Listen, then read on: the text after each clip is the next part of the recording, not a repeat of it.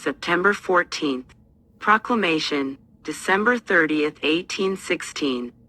To perpetuate peace and friendship between the United States and Cherokee Tribe, or Nation, of Indians, and to remove all future causes of dissension which may arise from indefinite territorial boundaries.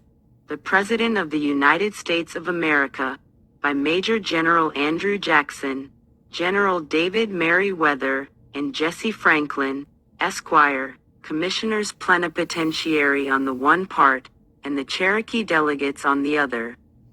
Covenant and agree to the following articles and conditions, which when approved by the Cherokee Nation, and constitutionally ratified by the Government of the United States, shall be binding on all parties. Article 1. Peace and friendship are hereby firmly established between the United States and Cherokee Nation or Tribe of Indians.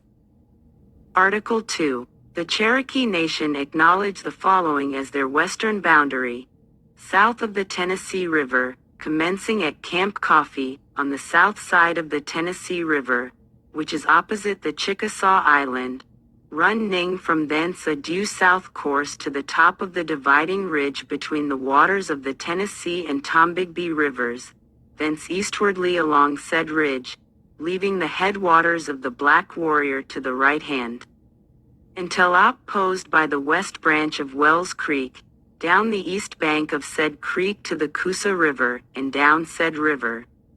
134. Article 3. The Cherokee Nation relinquish to the United States all claim, and cede all title to lands laying south and west of the line, as described in the second article, and, in consideration of said relinquishment and cession, the Commissioners agree to allow the Cherokee Nation an annuity of $6,000, to continue for 10 successive years, and $5,000, to be paid in 60 days after the ratification of the treaty, as a compensation for any improvements which the said nation may have had on the land surrendered.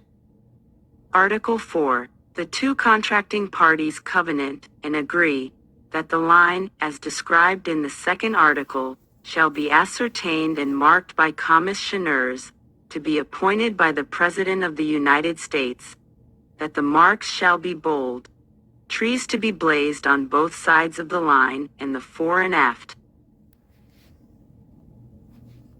So what I thought was interesting right off the bat was Article 1 there, where it says, was it the peace and friendship are hereby,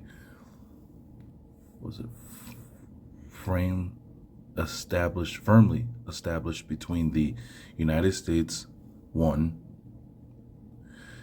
and Cherokee Nation, 2, or tribe of Indians, 3. Because before I caught that only as being between the two of them, the United States and the Cherokees. I never caught they're leaving a third partner in there that this can apply for, or apply to, I'm sorry. And then the consecutive years, I mean, that doesn't apply to the other Indians. It's just strictly the Cherokees from what it seems, because it addresses it right off the bat. The Cherokee Nation, and relinquish to the United States all claims and cedes all title of lands. Now, how do you titles? How are you savages, right? But you have titles to land. I mean, isn't that a sophisticated an agreement and a bit of understanding? I mean, you see like these dudes that go around talking to people on the street corner, asking them, how many states are there? And these are like people of the age of vote, and they don't even know how many states there are. They ask them, how many planets are there? They don't even know. So if you ask them, what's a title to the land, are they going to be able to tell you what that is? No. But you're saying that the Indians were savages, right? And yet they had titles to land that they had to sell to be able to get this payment for 10 years. So let's see here. And that was the Encyclopedia of Florida Indians, Encyclopedia of Native Americans. One of the pages I found in there. So if we look around, we could probably find it cheaper somewhere else.